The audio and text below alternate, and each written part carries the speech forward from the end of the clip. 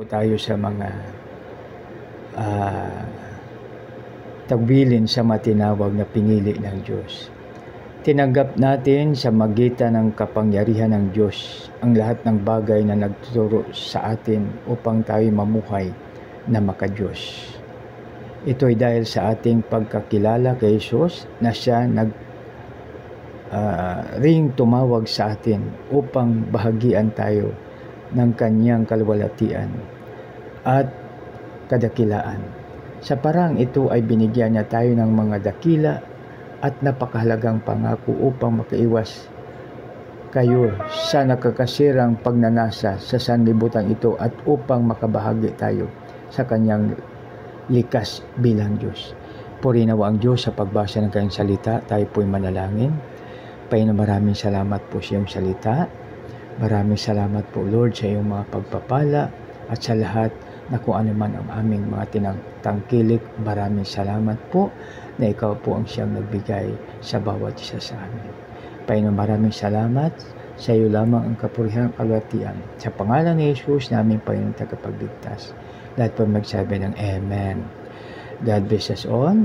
O mga kaibigan, ating binasa, tinanggap natin sa magitan ng kapangyarihan ng Diyos ang lahat ng bagay na nagturo sa atin upang tayo mamuhay na maka-Diyos. Mga kaibigan, mapalad po tayong mga Pilipino dahil mayroon po tayong 4 na core values.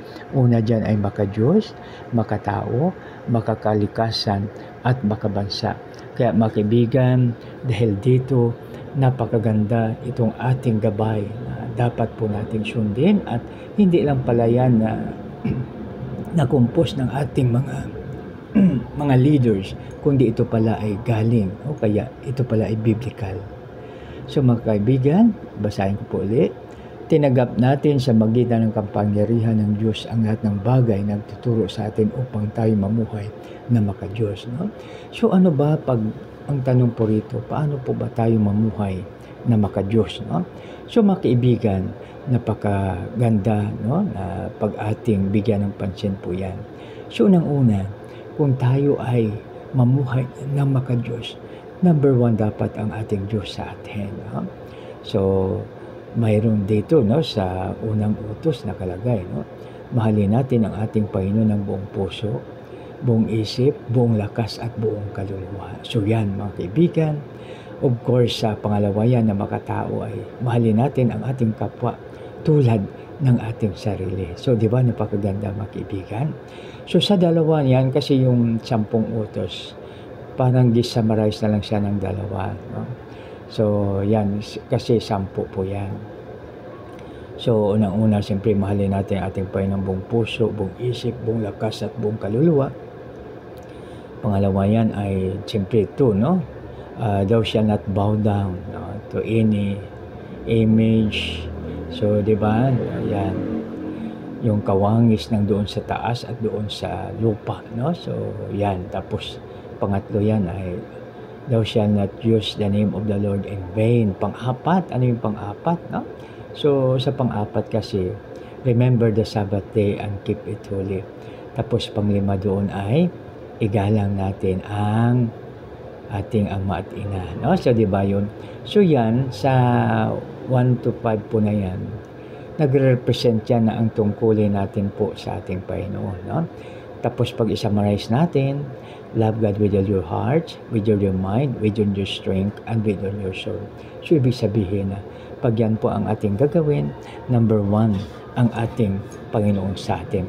Pagising natin sa umaga, praise the Lord, oh hallelujah Jesus, na aawit tayo na mga awitin mga kaibigan, awit tayo ng papasalamat, awit tayo ng papuri at pagsamba sa ating Panginoon.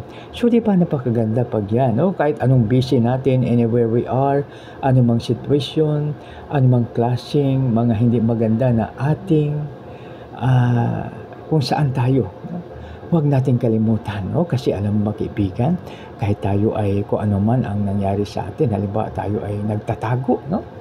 Ano ba, mayroong mga sakuna tulad yung pandemic na tayo ay doon lang sa ating bahay, hindi tayo makalabas, no? So, ibig sabihin, anywhere we are, pwede tayo na kahit sa isip natin, pwede tayo mag-awit ng praise and worship. pwede tayong mag-awit ng papasalamat, pwede po tayo maawit ng papuri, at pwede tayong mag-awit ng pagsamba, di ba? Kahit sa isip natin. So, di ba, halimbawa, may mga hindi magandang nangyayari. Sa isip natin, pwede tayong mag-pray. So, di ba? So, yan, mga kaibigan. So, ulitin ko yung dito sa 2 Peter 1. So, di ba, yan, ano na natin. So, aking babasahin, mga kaibigan, sa 3. Tinanggap natin sa magitan ng kapangyarihan ng Diyos ang lahat ng bagay na nagturo sa atin upang tayo mamuhay na maka-Diyos. So, biro mo yan, sa magitan ng kapangyarihan ng Diyos. So, hindi basta-basta, mga kaibigan. Kaya, hindi tayo talo o kaya advantage sa ating mga kaibigan pag everyday sa ating buhay, ang una nating gagawin ay palaging God first. So, ibig sabihin na, seek ye first the kingdom of God and His righteousness, and all these things shall be added unto you. So, anuman yung ma-challenge sa buhay natin, anuman ang ating mga dinadaanan, walang problema pag kay Lord tayo, mga kaibigan.